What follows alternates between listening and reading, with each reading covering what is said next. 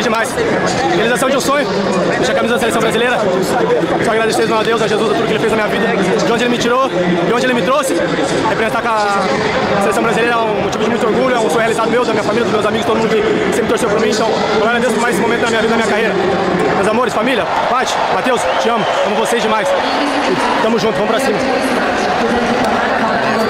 A seleção, você vai acompanhando toda a movimentação, daqui a pouco imagens do treino, inclusive do Paulo Henrique, lateral direito da seleção brasileira, que entra nessa vaga, que entra nessa disputa direta para a Copa do Mundo 2026 e é um forte candidato a ser titular. A apresentação dele, os 20 minutos na partida contra a Coreia do Sul, chamou a atenção do técnico Carlo Ancelotti e de toda a comissão técnica da seleção brasileira. E Paulo Henrique é cogitado para ser titular contra o Japão. Eu quero saber a sua opinião, a sua expectativa. Paulo Henrique, lateral direito do Vasco, vive uma grande fase e deve ser titular no amistoso da seleção brasileira contra o Japão, nesta terça-feira em Tóquio.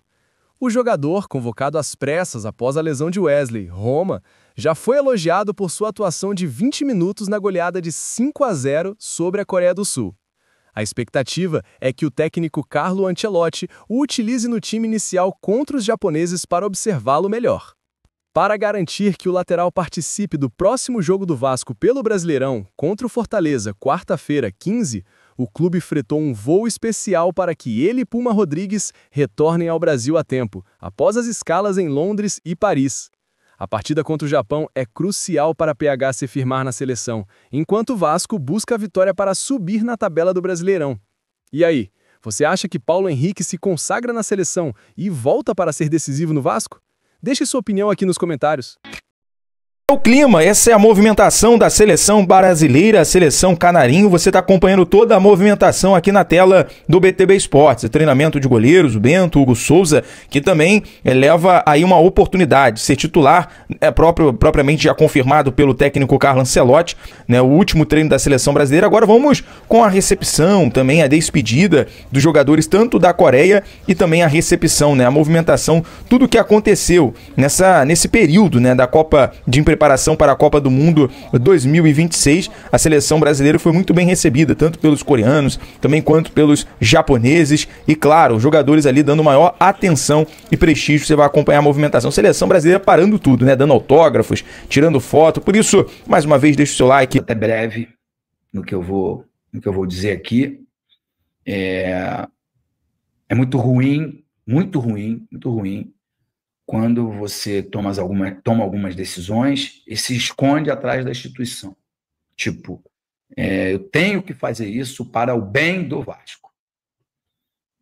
Eu acho que a recuperação judicial ela é muito bem-vinda.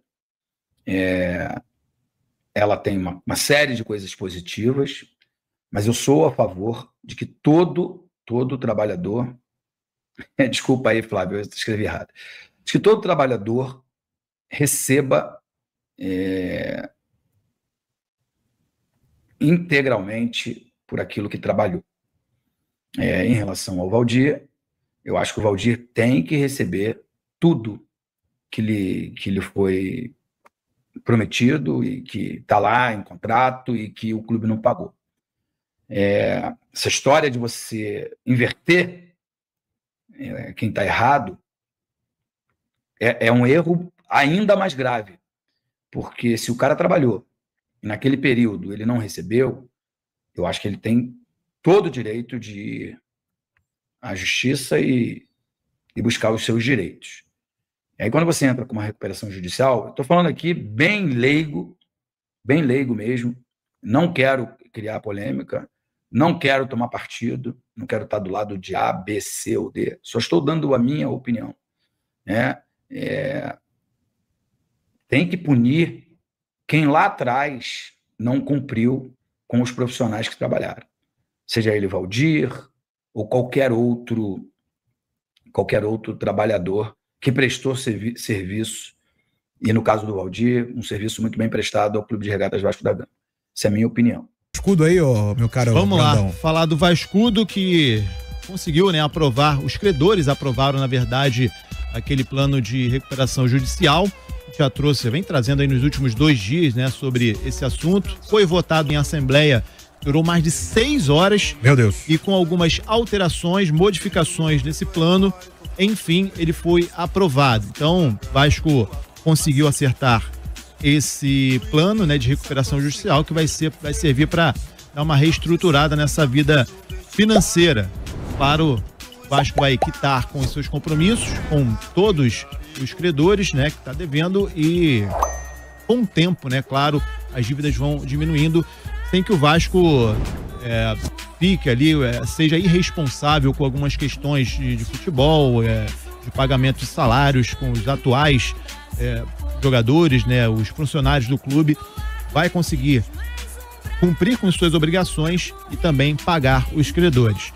Agora, falando sobre o gramado de São Januário, né, uma coisa que vem incomodando muito, a imprensa inclusive vem falando muito sobre isso, sobre o estado do gramado de São Januário. Tá feio, né? Tá feio. Essa é a questão, Breno. Tá ruim? Não tá ruim.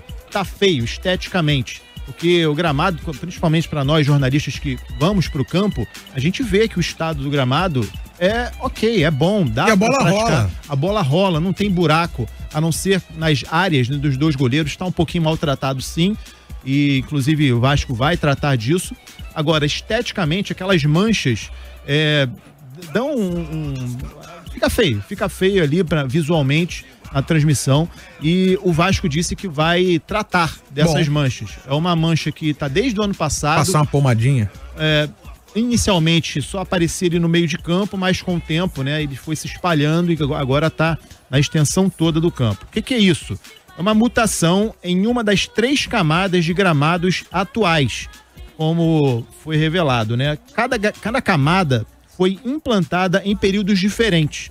Ou seja, apenas uma troca completa do gramado vai resolver 100% esse problema. Mas, como o Vasco vai ficar cerca de um mês sem atuar em São Januário, serão jogos, vai ter o clássico contra o Fluminense, que vai ser no Maracanã, e jogos fora do Rio de Janeiro, é um tempo que a empresa que cuida do gramado de São Januário, que é a Greenleaf, inclusive não só do gramado de São Januário, de outros estádios também do Rio de Janeiro e do Brasil, ela está vendo alguns estudos para poder solucionar, pelo menos dar uma melhorada nesse aspecto.